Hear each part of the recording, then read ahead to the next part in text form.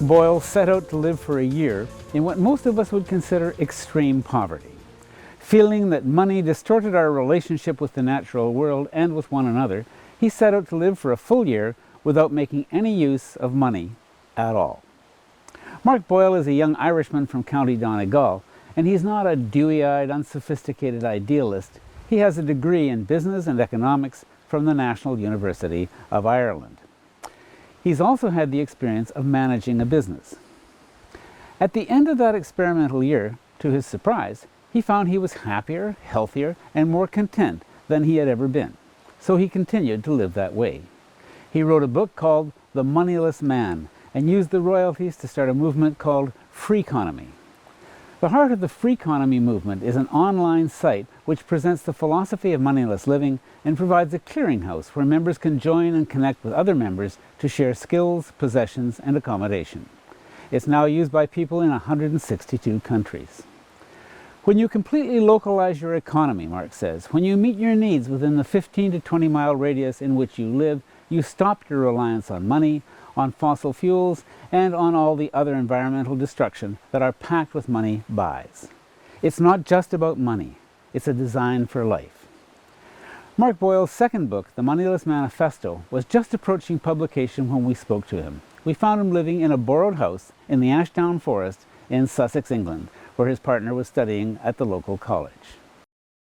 Just happened to move over to the UK and got a job in an organic food store, and that put me into contact with lots of kind of green thinking people, people who are questioning things. I'd heard of earthworms and the bees and stuff for the first time after having studied economics for 6 years. I'd never actually once come across kind of real life economics. And so it made me question everything about the way we were living and the monetary system. And I got to the point in 2006 where I was trying to think, what am I going to dedicate my life to? There's so many big issues in the world, from sweatshops to factory farms and ecological destruction, which is going to be my passion. And I realized that these were all just symptoms of a deeper root cause. And for me, that root cause was our separation from the things we consume, our separation from nature.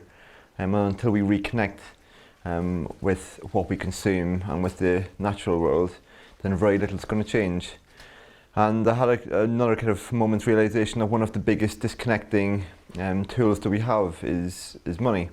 It gives us the illusion of independence. We all kind of want to be independent. It's something we're taught from an early age.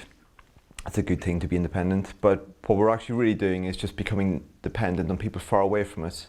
It's not like any of us could survive by ourselves today. We all buy our stuff from across the world. And instead we're dependent on those people as opposed to people in our local communities, and that's also led to the destruction of community. So I just explored that for a while, and I realized after speaking out about the consequences of money. We speak always about the benefits of money. It's every day in the papers, but what we don't talk about is the consequences. And I realized that actually there's no point me talking about these consequences if I don't actually start to live it myself first, to see how it feels as a human being to live without money in a world that's pretty much driven by it. So I made a commitment for 1 year to live without money, see how it feels as a human being, and that ended up being an almost 3-year experience. So as you can imagine, it went quite well for me. I enjoyed the experience. Well, in the book, you get to the end of the book and this question comes up, are you going to continue? And you wrestle with this pretty hard for a bit, and you finally conclude that you really are genuinely better off. You're fitter, you feel better, you feel you're more in harmony with what you really believe, right? For sure, yeah. By the end of it, my biggest problem was, can I go back into the monetary world? And it was a real struggle for a few months, and I just realized I've never been happier. And this is part of our conditioning, because that's why the struggle was so hard. I was still conditioned into thinking, of course I've got to go back into using money. And I thought, well, do I? And and so I continued doing it after the first year. And it has been the best experience of my life on so many different levels. Let me go back and make sure that I'm clear about the role of cash that you saw, which is basically it's a device that has its conveniences but really distances us from the reality of our own lives. Is that a fair description? Yeah, that's pretty accurate. I would call it like a disconnector. Disconnecting us from each other first, because when you have this liquid tool, you don't really need people in your local community. You can buy in whatever you need. You can pay a kind of remote landlord for your rent. You can pay somebody in the local supermarket who doesn't even know your name, for your food. They don't know whether you're a nice person or whether you contribute, to your local community or whatever you do. You've got cash, and you get food. So you don't need anybody in your community. You don't have to live in a certain way. You don't have to respect people, and there's huge consequences of that for community. But there's also ecological consequences, because when we disconnect from what we consume, we don't really engage on a heart level the processes that are involved in creating what we consumed. So I went to a refugee centre in Calais on the north of France, where refugees were staying waiting to get into the UK. And they all come from Afghanistan and Iraq, and they told me some of the most horrific stories about the wars in their country and why they had to leave. And I realised that actually a lot of these people are leaving because we want the resources. It's some of these wars are not. It's obviously more complex than this, but there's an element of resource about it. And I realised that actually, if it wasn't until that moment where I actually looked in the guy's eyes and he told me that he'd lost 3 members of his family from the war, that it actually hit me in here, and I went, I can't use fossil fuels anymore. I can't be part of this system that is wiping out people's families, destroying ecologies all over the world. And I think that's what money does. It disconnects us from seeing those people's eyes. We don't see the processes involved. And until we can intellectualize things. It's not like there isn't information out there about the things we're doing today, yet so few of us change the actual way we live. And I really genuinely believe it's because we don't connect with the processes enough, and money is that disconnector. I remember during the Iraq War, somebody in the States said that the attitude of Americans was, how did those people get to be living on top of our oil? And which is almost exactly the same thing, isn't it? Yeah, it's a story, and we've in the West particularly we've become to see nature as something that we've lordship over, and that we've got the right to everything. And it's a very crazy mindset, and it's going to have pretty severe consequences for it unless we change that story, pretty soon. So when you get back into a closer relationship with the elements of your own life, what's that like? I mean, the moment I say to people, I'm going to go and meet this guy who's a moneyless man, he's lived without money for a year, I didn't know it was 3 years, but for a year, and you can see their minds start to go, how would you do that? Where would you live? How would you eat? And tell me a bit about the nuts and bolts of what it was like to do that. Yeah, so when I started, just before I'd started, 2 or 3 months before, I had actually made a list of everything I had currently consumed in my life. And it was a bigger list than I was hoping it would be. I was quite surprised by how consumerist I still was, and even considering myself to be quite, environmental or green or whatever. And so I just went through a process of actually going, okay, this is how I currently meet my needs, and actually I've got to find a new way of doing that because I'm no longer going to be using money. And so some things obviously got knocked off the list straight away, like iPods weren't on the list anymore because it was difficult making them from nettles and rose hips and stuff. But then there was stuff that on there I thought actually I can still do that, and so I would come up with a solution, either that be going and learning the skill myself, or developing a relationship with somebody in my local community where where they would help me in that process, initially at least.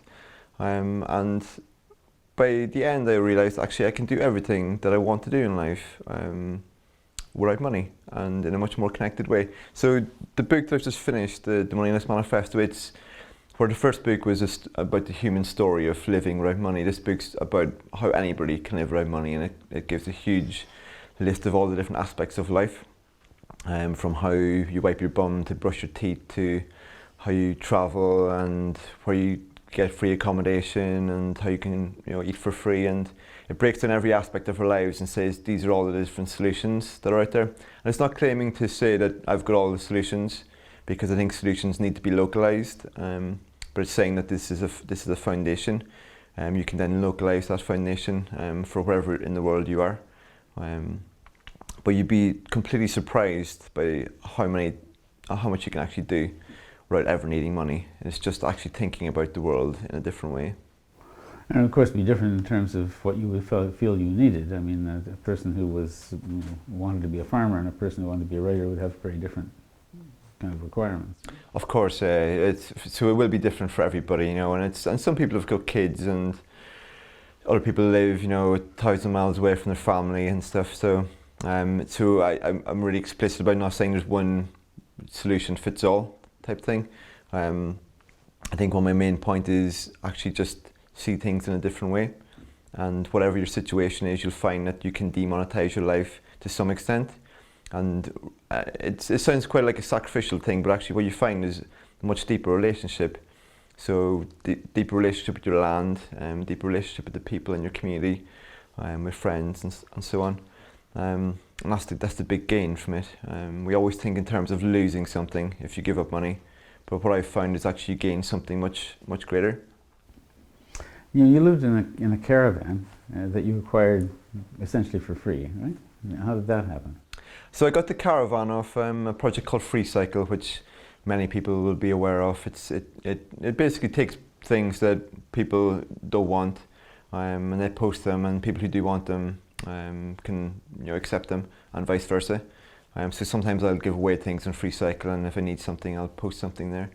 And I decided to live without money one day, and thought, okay, where am I going to live? And I just went on and posted, wanted some kind of living situation, like a yurt, caravan, tent, anything.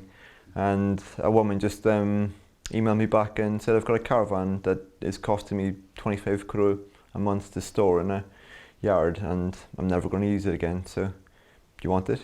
And I was like, seriously? Like, okay. And for me, there's a little beautiful story in there, because a year earlier I had sold my houseboat in Bristol Harbour to set up the Freeconomy project, and I'd done it.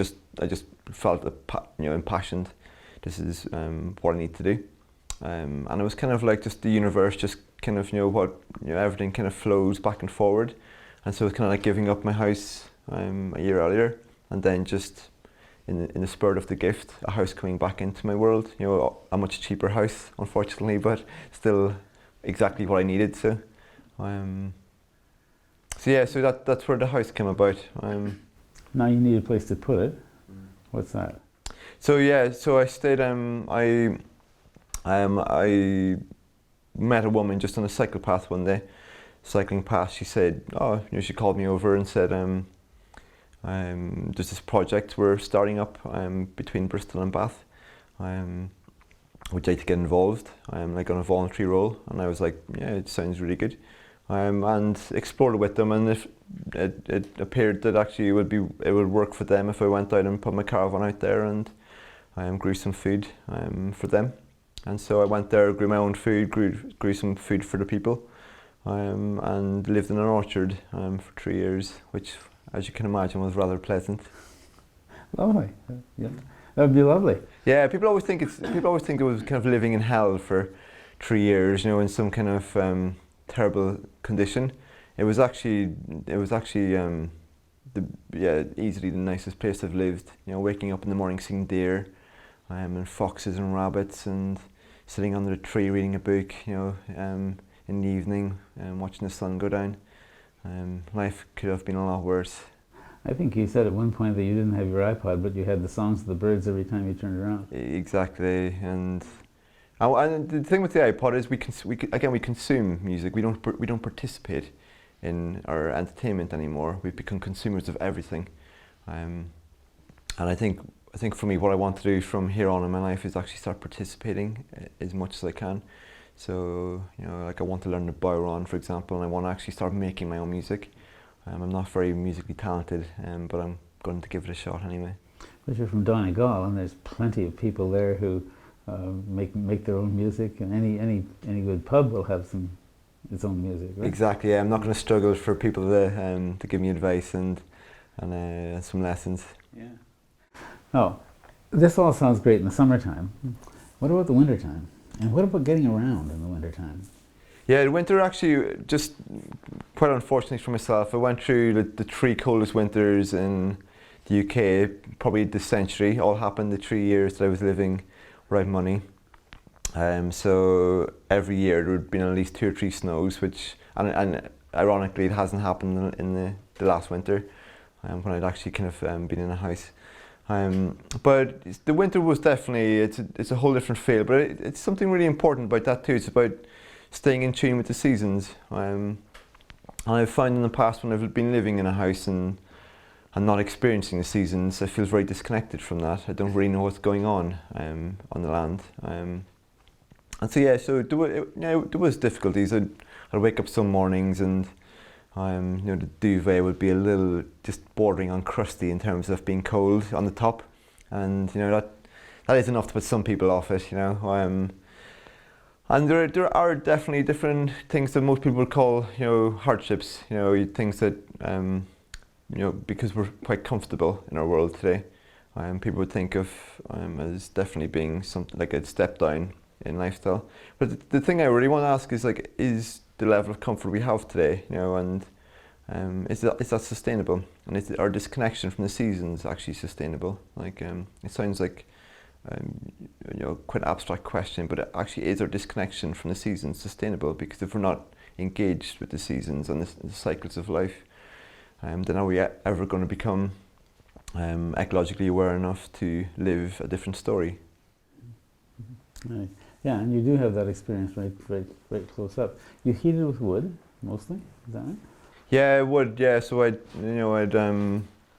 chop the wood. I did the whole process, and with wood you kind of store it up for as long as you can beforehand. And yeah, so I had a little gas burner, gas bottle burner, that was converted from an old 13-kilogram gas bottle.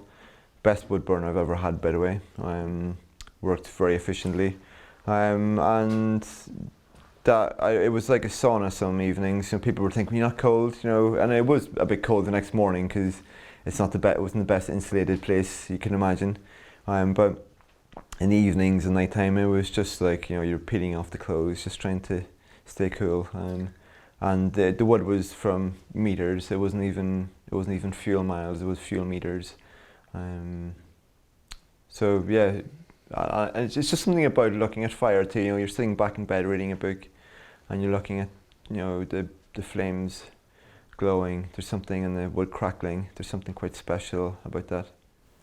Yeah, there is, and but you had some difficulty with bicycles, I recall, because a bicycle was your way of getting around. And that's not something you can entirely make yourself. Right? You needed some other materials that were hard to get at. Tell me about that. Yeah, the bicycle, and it is one of the there's lots of. I'm very explicit about saying, there was elements of the industrial world that I was using in my time without money, and the bicycle was definitely.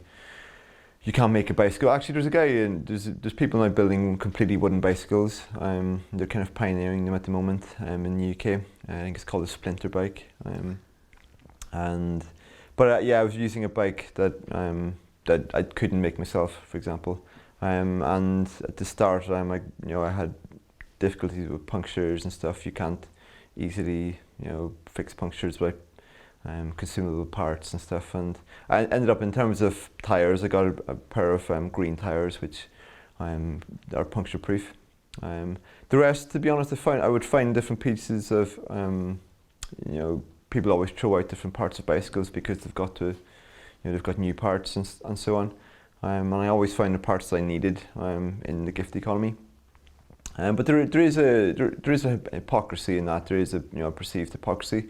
But I've kind of described it in terms of it is a pigeon who sleeps in a church steeple because the tree that was that would have been there before we built something doesn't exist anymore. Is the pigeon a freeloader? If it eats food off the ground and sleeps in the pigeon's just being in the world. It's accepting things as they are. It's not trying to change the world or trying to come up with solutions to economic problems. It's just being, it's living in the present. It's dealing with what is at hand. And I think there's definitely an element of that to it. I think David Holmgren calls it a creative descent. I think we've got to use what we have now to get to transition to a new place. Like we're in a bit of a mess. In a lot of ways. There's no easy answers to some of the stuff. And I think we need to be creative about how we transition away from that. And it's impossible to go from fully industrialized to no industrialized products in a matter of days type thing. And you've got to take steps, and you've got to reorganize your life. It's my family's back in Ireland, and unless I never want to see them again, I'm going to have to find a way to. If I don't want to see them again, that's fine. But if I do, then I'm going to have to go crossing ferries and stuff, and so unless I make a decision to go back and live in Ireland, then that poses problems for me ongoing. And so there's big questions. There's no easy answers. We're in a muddle.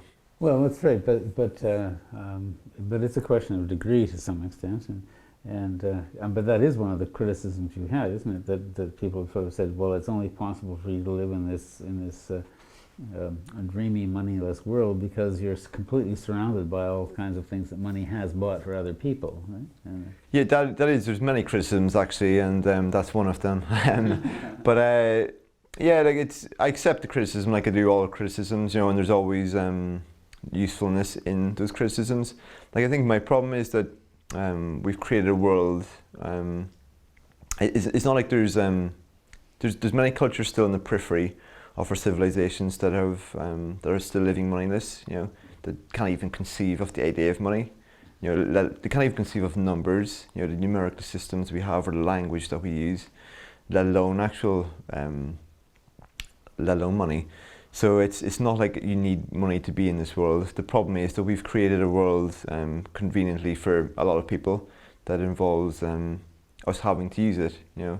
And the more you look into kind of anthropological studies and the whole history of how money was created, and in different parts of the world, the more interesting and darker that becomes. And yes, of course, given the way we live today, where you've almost got to pay to be on the earth, which is a bizarre thing when you consider no other species. Like you need planning permission to be in the countryside, to build yourself a simple dwelling. Like we don't ask that of a bird or an otter or a badger. Why do we ask it of ourselves? Why can we not be part of that landscape? Then when you're within the story we live in today, then of course it's there's an inherent hypocrisy that can be perceived. But I think that's only because we live in a bizarre story. I think the idea of actually living without money is much older than us. 95% of our time on Earth here has been moneyless. It's in the last 5% that we've really thought that money was the be all and end all. Well, in a sense, that's right. You're going back to an earlier time when we got along without that means of exchange at all. Found ways to get what we needed and to live together too. Yeah. It was a time when we were actually living sustainably. Like people will say, "Oh, we didn't have all these different things we have now," but you have to question: are all these things we have now actually a long-term possibility? I would personally argue not. I know the processes involved in making them. I know what it does to our habitat, and I don't see any way we can continue like we are today. Mm-hmm. Now, going back to your own personal experience here, it seems to me that what you had to do, what someone would have to do to follow in your footsteps, is they would have to shed a whole bunch of rather formless anxieties. Right? That if I do this, then something terrible I'm going to run out of something or other, or I'm going to be, sick and can't get help, or and these are not things that are necessarily real problems for most people most of the time. Is that fair? But how anxious did you feel about this at the beginning? Yeah, that's a completely fair statement. I was anxious. I was anxious for the first 3 months, to be honest. It took me until about the 4th month to fully trust in just the kind of what I would call the organic flow of life. To just actually, it comes with experience. Like, you can't let go of those anxieties until you've fully experienced that everything's going to be okay.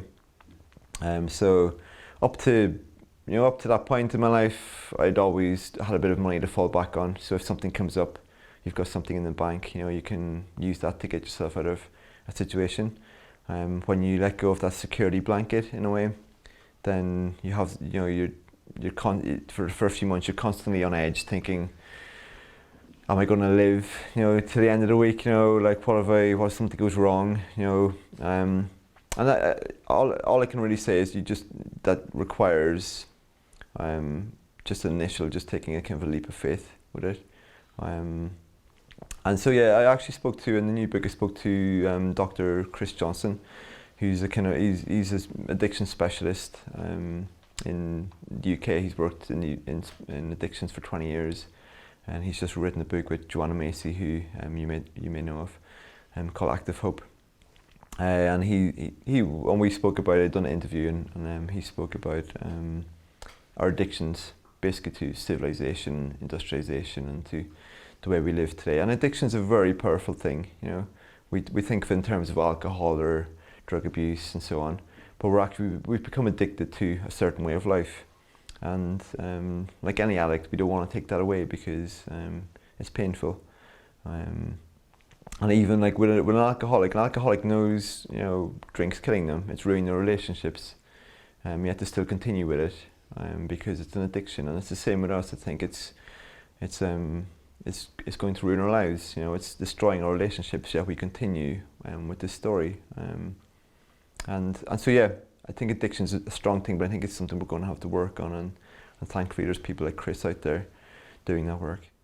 Well, it's very interesting. That's a very interesting thought, that in a sense that we are addicted to a lifestyle, an economic model, really a story, as you're saying, and then it seems to follow that part of the reason that you would feel so good at the end of it is the recognition that you had escaped an addiction, and also that there was a certain kind of benign quality in the overall flow of life, that things are not going to generally go very catastrophically wrong. Yeah, for sure. Yeah, it's there was a huge sense of freedom, of knowing that actually, once you work through the initial anxiety and the initial fears and that lack of security, you have this sense of complete trust in the world, like a child. Just think of a child feels just knowing that tomorrow is going to provide for them. Children aren't worrying about the next day. And if you look at studies of different tribal people across the world, I remember one people I looked at, and when asked if to store food, or how to store or preserve food, they said, I store food in the belly of my brother, and that they never stored food. If they had a big hunt, then they would share it around everybody, and sometimes they were the last person to eat themselves. They got the last cut because it was more important that they give, and that's a certain story. And so once you get over these addictions, there's a sense of freedom that comes from that. You're going to be okay. No matter, like, if economic collapse happened tomorrow, or an ecological collapse of some sort, things went a bit wrong, then you've got that resource to draw on. That actually there's new ways of doing things that you can tap into, and that feels like my security now. Like, I've got relationships with land. I know how to grow food. I know how to forage a little bit. I've got a lot of good friends. That's my security these days. Yeah, and the reward must be that you don't have the anxiety. I think the anxiety is constantly there at a low level with almost everybody in the current social order. For sure, yeah, it has to be there, because I think on some level we're all aware that, especially more and more, even I go back home to Ireland now sometimes, and Ireland's kind of undergone a bit of an economic collapse from where it was. And there's just a lot more awareness now that actually things aren't as secure as they seemed 10, 15 years ago. And people are really looking for, like I'd done a talk there to about 350, 400 people that if I'd done it 5 years ago, would have probably had 10, 15 kind of, greenies and lefties coming along, and it's become much more mainstream now that people are questioning the economic systems we're living in. But within that system, there has been anxiety because you know you've no control over your situation. Like you're dependent on external forces, often very far away. Not just your governments, but the people who supply your food and the oil companies who get your food to your doorstep. And if that system collapses, then what are you left with? How do you meet your needs? Which is what economics is about. Economics is always conflated with finance. So we talk about things being economically viable when we're really saying they're financially viable. Economics is about meeting your needs. It's not about money, and we don't know how to meet our needs these days without this thing. And money is just a story. So if you stop believing in that story, or the people lose faith in that story, what are you left with? Well, one of the things I think is fascinating about this whole experiment is how angry you make people sometimes. I mean, people get really furious that you're doing this, and you have to stop for a moment and say, why does it make any difference to you what Mark does? But they do get furious about it, right? Yeah, I've had a lot of, it's been quite a polarizing experience actually in the feedback, and a lot of people have got, expressed a lot of anger at me, which, I accept. It's coming out for whatever reason, and I'm glad it is. And I don't shirk that side of things. But I think it's because I personally understand this because this is how I was brought up. I am in the society I was brought up in. You're told from the moment you're born, with the best of intentions from your teachers and your parents and stuff, that we need to be successful and we need to make money to be successful and all the trappings that come with that success. So when somebody comes out and says, actually, is there consequences of this thing? Is there consequences of living like this? Then you're questioning somebody's identity almost. The very things that make up their way of being. And none of us want our identities questioned to that depth. It strikes right at the core of who we are. And so definitely there's going to be a reaction to that, and it's not that I aim to create that reaction, but I think you have to speak your truth and see and speak how you see things, and that will inevitably bring up things because we identify very much with that story, with the story of money, with the story of stuff. Yeah, and it's just the fact of your doing it. You don't have to have any. You don't even have to know these people in order to make them angry. If you do that, if you act as you have, right? Yeah. I remember a chap called Charles Eisenstein, who you might know from. He's based in the States. He came over here. He wrote a book called Psychoeconomics, and very interesting chap. But he described first. He wrote a foreword for the book, and he was just saying that before he met me, he was a bit apprehensive even because he felt that my very existence was a threat. He speaks about gift economics and so on, and he was saying that he actually felt it a bit himself, that just my way of life was actually almost a threat to his way of life, and he's a very open, very clear-on guy, and he's been very honest about his initial kind of thoughts about the whole thing. And that's very interesting for me. It's like how just a way of life can actually threaten people and provoke reaction.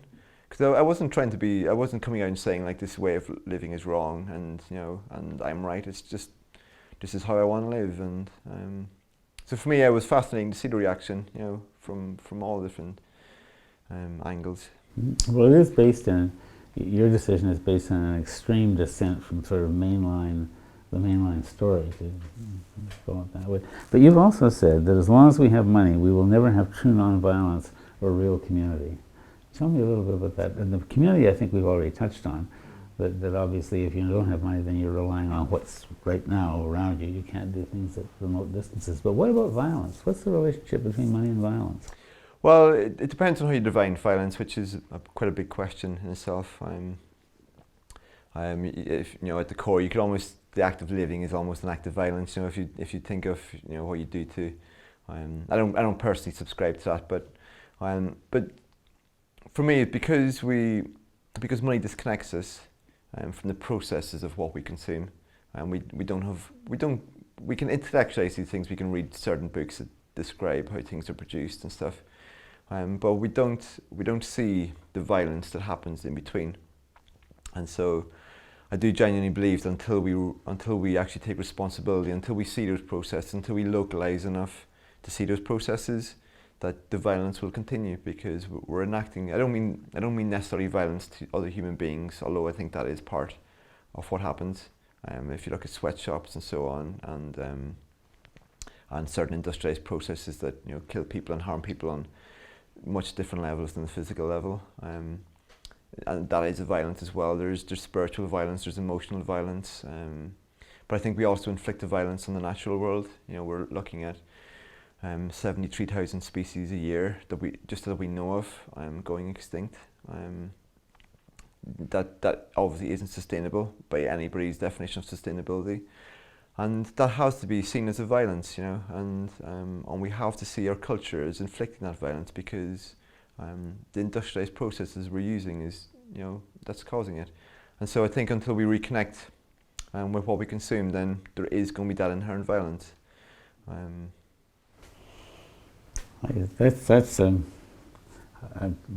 love the fact that you extend that to the natural world, but even if you hold it just to the human world, what you saw in the eyes of the people in the camp in Cali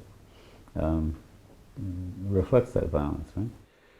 Yeah, that was like the moment that really hit me, and I still think of the guy who I spoke to, and the various people I spoke to, but one guy in particular, and it brings up an emotional reaction in me just even thinking about him, and it became very real for me, the violence of how we live today, the violence of what we consume, on a very human level.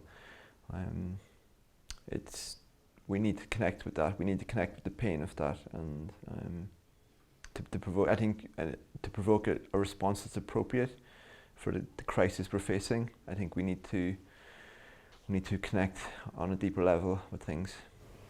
Now, some people would say that it's okay for Mark Boyle, this one guy who wants to go off and live in this eccentric way. That's obviously he can, but not everybody can do that, or maybe they can. But how widely can this be extended to other people? How many people, I guess, in a certain social group would be able to do this kind of lifestyle? Yeah, there's lots of big questions in there, and I think in terms of the way I done it, people are right. It's part of what I was doing was to kind of raise awareness of the issue. It wasn't just about me on a personal level. And so I was trying to help society question the role of money in our lives as part of that. But I think it would involve a redesign of society. That's for sure. We couldn't, the way we live, the way the UK in particular is designed, it would be almost impossible. I couldn't say completely impossible, because I don't pretend to have ultimate knowledge of everything, but I couldn't see how it would work economically in that way by any stretch of the imagination. But what I think we can do is transition to being less monetized. So money is for GDP to grow. It needs to find ways of converting what we once done for free for each other as part of our lives, and convert that into a financial transaction. You can see that in every aspect of our lives. We used to sit around, the fire and jam and play a bit of music and stuff, and participate in these things. And now you'll have 3 people in a room on their laptops or on their iPods listening to music, consuming it, because that's you can charge people for consuming music, but you can't charge them for participating and creating it themselves. So what we've engaged in, and it's the same with childcare and looking after elderly and all these different things, we've converted what was once gift relationships into financial relationships, because that's the only way you can extract things from people. And so in terms of what I'm trying to do now is trying to help people reclaim what I would call the gift economy into their life. You know, the bits where money has absolutely no role to play. You know, we can still there's still some things where we are now where it can only happen because of the liquidness of money. You know, it allows us to get things from different parts of the world that that our current economy still requires. But there's things that we can just reclaim, really quickly, and that's what I want to encourage people to do, to diversify their economy. It's not wise to be dependent on one way of meeting your needs. Any ecological system will tell you that. It's about diversification, and I want to help people diversify how they meet their needs, and the gift economy for me is a big part of that. Now you're involved with something called Freeconomy. Tell me about that, because is that the gift economy? Is that? Gift economy or Freeconomy would be what I would call one department of, it'd be the Department of Labour, Skills and Knowledge of the gift economy. And it's an online project because I just feel in my ideal world it'd be an offline thing, but I think it's a transitionary thing. You basically sign up anywhere in the world. You're instantly connected into your local group. It's in 160 countries around the world now, and you, from that moment onwards, you can just say you got a puncture in your bike, or you need some help in the garden, or you want to build a wall and you can't do it yourself. You search for a skill from a list of over 2,000 skills, and it lists you the nearest person to your doorstep that has that skill, and you simply contact them, get in touch. They come around, help you do it, show you how to do it in the process, which updates your skill base, which means you can help other people. And then maybe 2 weeks later, somebody who's never helped you before asks you to do something, and you just do it for them, completely unconditionally. There's no exchange. One of my things with people often think moneylessness is about barter and about it's still about exchange, but barter is just a awkward form of money. It's got localization benefits, but it doesn't get on a deeper level. And I think for me, I set up Freeconomy because I'd experienced things like lets and time banks, and there was still a lot of administration, number one, and secondly, a lot of it felt conditional. It felt like you're only helping me because you get something directly in return for it, which is what money is. And with Freeconomy, it's about unconditionality. It's about, I want to help you because you need help. And really, what other reason do we need as human beings to help somebody apart from the fact that they need help? Why do we have to always get something in return for that? And this is a very deep question. I think we need to all ask ourselves, what other reason do we need to help people? And this is what Freeconomy is about, and it's about just unconditional sharing of resources and skills and knowledge and our time. It's a very deep question, I think, that that you raised there, and it almost is the extension of the rules that obtain within a family to a whole community. And when you have a community that works that way, it feels like a big family. Yeah. Yeah? Yeah, people often think, oh, well, the gift economy is unrealistic and stuff. And I say, it's happening every moment of every day. We do it in our families. I describe this to audiences sometime and say, what if you come in the evening and your partner or your mother had prepared you dinner and cooked it for you and laid it out, and you sat down and said, that's 15 quid. You'd be horrified, because it would just be an absurd thing to do, somebody you care, one of the most intimate things you can do for somebody is prepare food, and the pleasure of looking after somebody, of caring for somebody, and it's basically extending what we do in our close network of family and friends to a wider local community, and the ironic thing is that if we actually extended that, the people would become close friends anyway, because we developed those kind of relationships that we then couldn't even dream of charging them for. And so we can still do all the things that we currently do, but in a totally new spirit, in a spirit that actually uplifts people instead of feeling like we're in competition all of the time. We always feel a sense of, I'm trying to get something off you, or somebody's trying to shaft me in some way, or get a bit more. We're always feeling like we're threatened in that way, instead of actually just changing the spirit in which we do things. And that's key to the whole thing for me. It's a different spirit. buried in there somewhere, there's a sense of abundance as opposed to a sense of scarcity. And so, yeah, the current monetary system is based on scarcity. It's you have to make something scarce, often artificially, in order to sell it. This is true for books, for example. For information that now can go online and could be read by everybody, but we have to make that artificially scarce in order to sell it, and so, yeah, it's the life that I experienced without money was just full of abundance, and the more I opened up to it, the more abundant it felt as well. It's I ran a one-day festival in Bristol where we fed 3,000 people completely for free, a 3-course meal.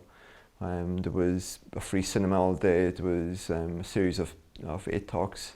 There was a free shop that was just packed. There was free workshops, the whole thing. What I found in that was that I started off and I said, I'm just going to do this for free. I don't want anything for it. From that moment onwards, I was inundated with people who said, I want to get involved. Within a day, I had 60 volunteers contact me and say, can I help you in some way? People with solar power stages were offering what they would normally charge, 300 quid a day for free. Musicians who would normally command a really nice pay packet for performance were emailing me going, can I come and perform for free? What I found was that once you change the spirit in which you do something, everybody wanted to get involved in that same spirit. But if I'd started off and said, okay, I'll do this, but I want 50 quid for it, or 500 quid, everybody from that point onwards would have wanted their share. And that kind of sums it up for me. It's like once you start the ball rolling in a new way of doing things, everybody wants to do it in the same spirit. That's a remarkable achievement. I remember, because you tell that story in The Moneyless Man, and it sounds like you're almost at panic stations, quite close to the event. Just a few days in advance, you're thinking to yourself, I've said I'm going to do this, and how on earth is it going to happen? And then it all kind of rolls together, and you don't have an awful lot to do with it, aside from setting out the challenge, saying we want to do this. Yeah, just of course, yeah, and it was, I was quite concerned before, because how is this actually going to work, and it was just one of the most uplifting days of my life. Just there was one where people in the kitchen had worked for 14 hours all day, and I was coming in regularly going like, please, can you take a break? You're going to, you're just going to enjoy the event. And they were like, we're enjoying ourselves. Like, this is, like, we're having a really, really amazing day. We're meeting lots of amazing people in the kitchen, and everybody was just getting involved. And I was thinking, like, if they'd all been on minimum wage, in some kitchen, in some fast food restaurant, and the manager came in and said, can you please take a break? They'd jump at the chance. And it's because they're feeling forced into that situation, economically forced into doing something that they don't want to do. But when people choose to do something and actively want to do it, then you can't get them to stop. And there was a lot of lessons from that day, but it was just incredibly uplifting to see people want to help form a new story, effectively, a new way of living. That sails fairly close to that question of violence again, doesn't it? That if you force somebody to do it, that's almost like a form of violence. And if you ask them to do it, as opposed to forcing them to do it, they do it better, they do it longer, they do it, you literally couldn't hire somebody to work 12 hours without a break. You wouldn't be allowed, right? That's not allowed. But somebody can give you that, and that's fine. No? It's, yeah, as you say, it's a very subtle form of violence, what we do today. The economic system, because we've got to get the credits to pay for our mortgage or our rent, and to bring down to the supermarket to get our food, whatever. We're forced into a way of doing things, and because there's only a certain number of ways in this economy to actually get those credits, it forces people into doing. Sometimes I hear, especially in the States, of single mothers who have to work 3 jobs just to keep a roof over their head, and somebody working around the clock just to feed their kid. If that isn't violence, what is? It doesn't have to be that way. And who's really gaining from that? are we the people who, are gaining from that, or is it, a certain bunch of people who control the system, to a certain extent? Who's really gaining from that? It's not the mother, she's suffering quite badly, and that's violence. It's called a free market, oddly enough. Yeah, the number of times I've laughed at that name. It's that the free market's taken everything that was once free and turned it into commercial exercise, and so I've often joked about the name free market. Mm-hmm. That's a theme that's come up a lot in these interviews. Is the encroachment of the money economy into things that were once the commons, and starting with things like the Enclosure Acts in the 19th century, but also going on now to mineral concessions to private enterprise, and where we live, big pieces of the ocean now suddenly being staked off for net pen aquaculture that were always free for people to go and catch lobster and so on and so forth. It's almost as though this is like a blight that keeps spreading its way into deeper and deeper into areas of human life. I'm sure they'll find a way to privatize the family eventually. That's right? The next frontier in terms of, I know George Monbiot will talk about the land commons, something he's very well read on, but there's also the spiritual commons, there's the emotional commons, there's what's happened for GDP to rise. We need to convert the commons into financial transactions, and that happens on all levels of our being, and it will, it will try to find it in some ways it already is encroached on. Like if you look at childcare, like if you ask some societies, if some societies realised that we were actually charging people to look after our neighbours' kids, people in our community's kids, it would be seen as the biggest insult to charge somebody to look after children or after their elderly, So it's already actually encroaching on our family, and things that were just the most intimate thing, the most personal, caring thing you could do for people. We've now found a way of making it impersonal, of making it cold, of making it just another way of increasing GDP. And GDP equals happiness, of course. Unless GDP is rising, we're all miserable. So, which is a strong story in itself as well. Yeah. Now, as you build the Freeconomy, and in a sense try to claim back areas of human life from the money economy, there's a real conflict there too, isn't there? And so how is that going to work, do you think, as the Freeconomy movement grows? It's still within the context of this antipathetic mainstream economy. Is there going to come a point where it will bump up against certain kinds of limits, or are there likely to be points of friction that will be quite dramatic, or how do you see that happening?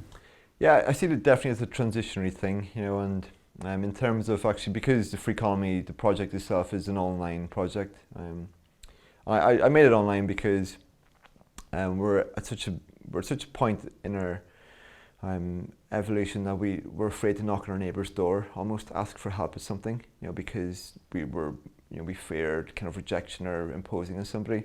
We seem to be much easier with it, kind of putting out an email that somebody can not reply to if they don't want to. They could just ignore, and then we don't have to have that kind of, we don't have to worry about sorting that out face to face. We seem to be much more comfortable with that kind of level of interaction.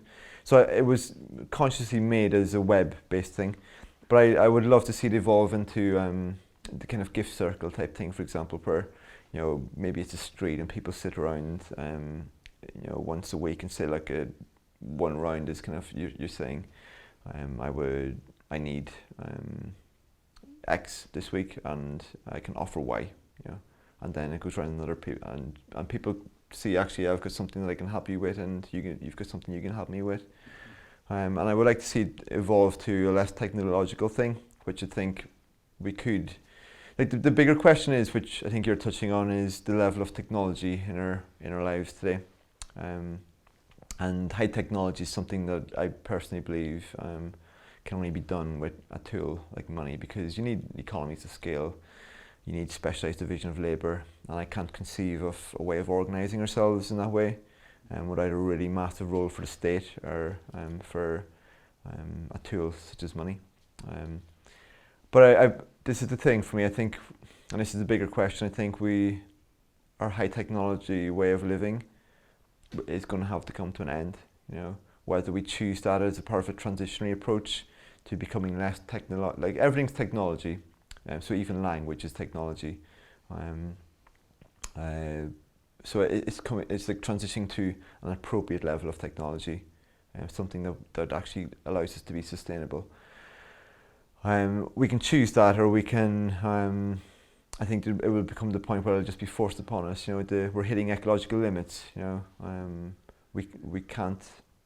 There's a certain point past which we can't go past, and so I think one way or another that's going to come to an end. And I'd be lying if I said I knew how that's going to unfold. I think you're a liar if you think you know how that's going to unfold. You can guess how the whole thing's going to happen, but I think unless we transition, unless we consciously make that move, then it'll work itself out one way or another. Well, there is a real conflict between what you've described, which is, in a way, is an old thing. You're doing it like a new thing, but it's an old thing, that business, that sort of natural exchange among people where, we minister to one another's needs without unconditionally. But we've built a culture that absolutely doesn't do that, and there is a real conflict there, and there obviously, as the moneyless economy grows, the money economy is going to become quite alarmed. I mean, you're ultimately going to have to become somewhat political, no? Yeah, and you could say that it's already political, because almost everything we do in this world is almost a political act. And I think, the more it, to some extent, it's become more and more. But the more this way of doing things becomes serious, and becomes taken seriously because more people are getting involved, then you will run up against more and more political factors. Well, you're back to the anger we talked about, right? Where your very example makes people angry because that challenges their way of doing things. Yeah, and the thing is that one of the things we're going to face, I think, at some point is that actually that anger could come out in terms of political system. So I think once you challenge the status quo, and if one of the biggest insults, the only insult I've really found at the moment is the fact that I haven't had a death threat yet, because that means that I obviously haven't been very successful, because I think to the level of change we actually need, I had to challenge the way things are to a sufficient level where it provokes almost that level of reaction. I think the day where the gift economy is about becoming so successful and so widespread, they'll actually start getting death threats. It'll be a happy day for me. Well, it almost echoes the emergence of the gay and lesbian coming out, because that was a company that was very threatening in the same kind of way, and did indeed produce not only death threats but deaths. Exactly, and it's obviously, I'd say that slightly tongue in cheek. It's not. I'm not exactly hoping for death threats. No, that's right. But it's something I feel passionately about, and I think it's a level of change that we need, and so I'm happy for that to come to the head, in whatever way it needs to, and to deal with whatever comes along the way. I think it's something that I want to spend my life doing, and we need to challenge things. You've also talked about combining deep ecology with economics to give radically new perspectives on the pillars of economic theory. That's a huge sweeping comment. What does it mean? Can you remind me of my own words? Combining deep ecology with economics to give radically new perspectives on pillars of economic theory.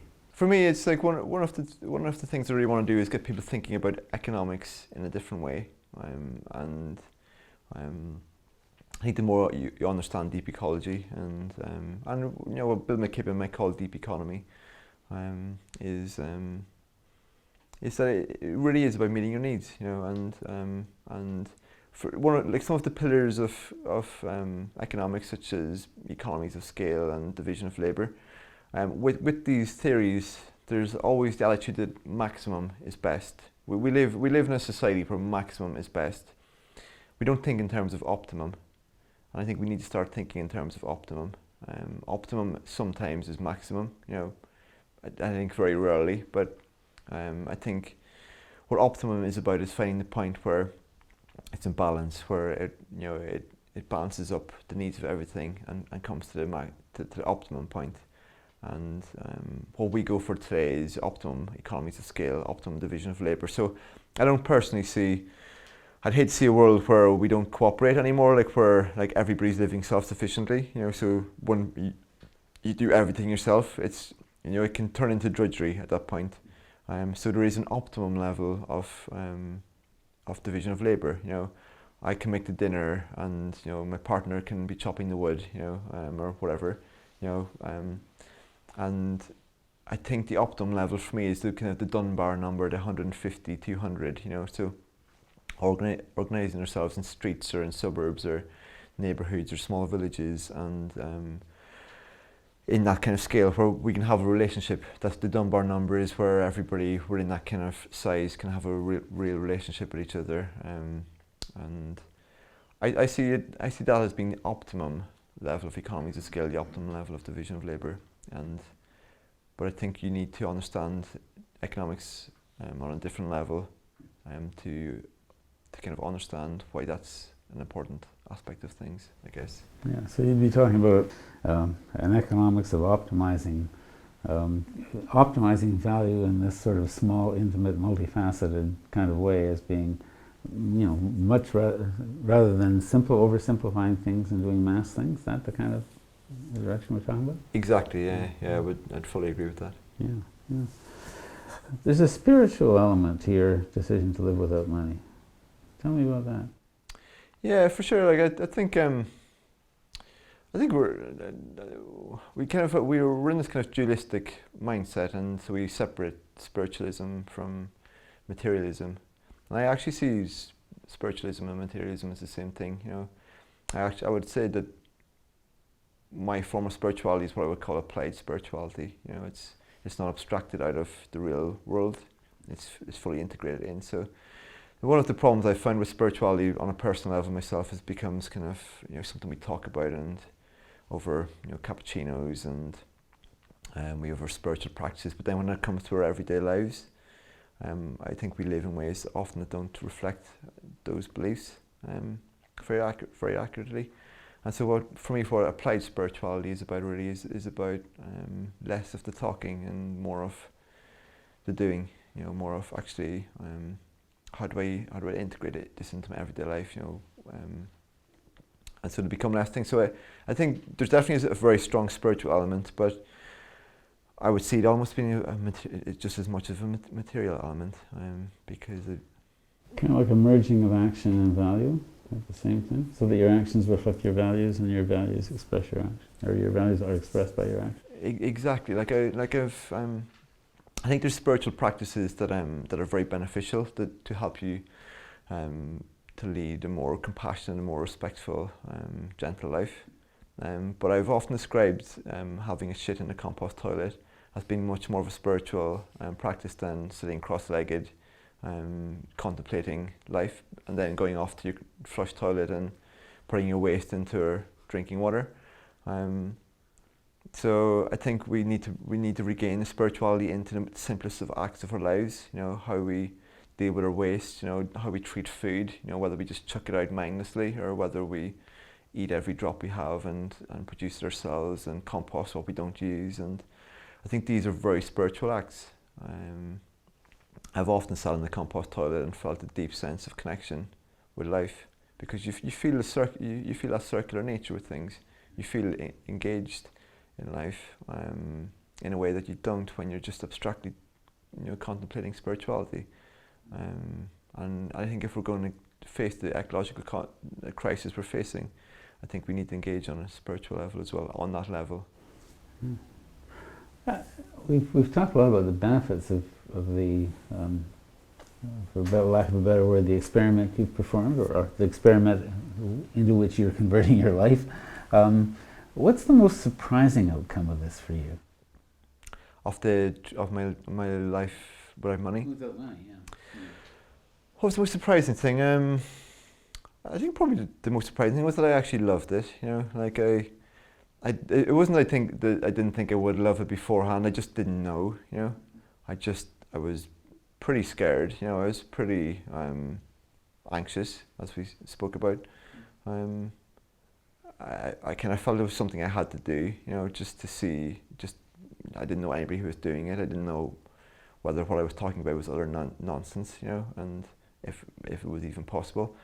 So I was kind of coming from that. I didn't even expect to come out of it loving it. You know, we're feeling incredibly healthy, you know, incredibly happy. And so I think that's probably been the biggest surprise, you know, and also the fact that, like, I'm a very average guy. I'm of average intelligence. I'm of average. I'm not saying this of self-deprecation. It's just fact.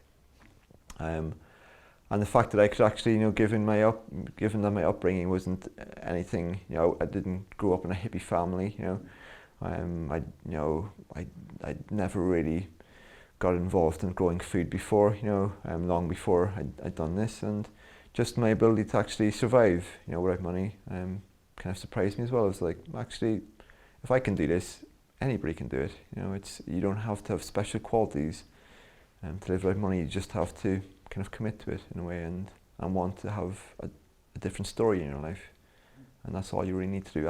Everything after that's just technical details, like. But I think maybe just one thing I would add would be a deeper sense of connection with people and place.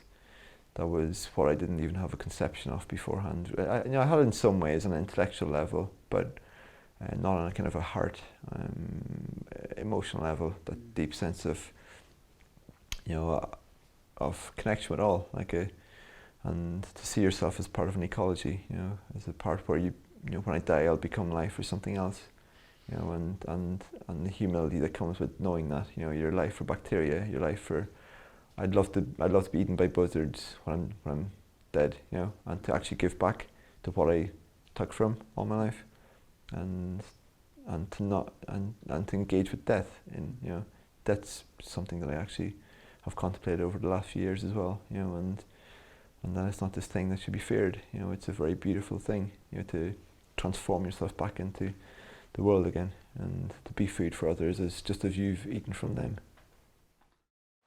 Mark Boyle, the Moneyless Man. If you enjoyed hearing about Mark's experiment with radical simplicity, you'll probably be interested in our interview with Annie Hill and Trevor Robertson, who live very happily at sea with a similarly pared down lifestyle. You may also enjoy our interview with poet and farmer Brian Brett, who operates a subsistence farm on an island off the coast of British Columbia. For the Green Interview, I'm Silver Donald Cameron. See you next time.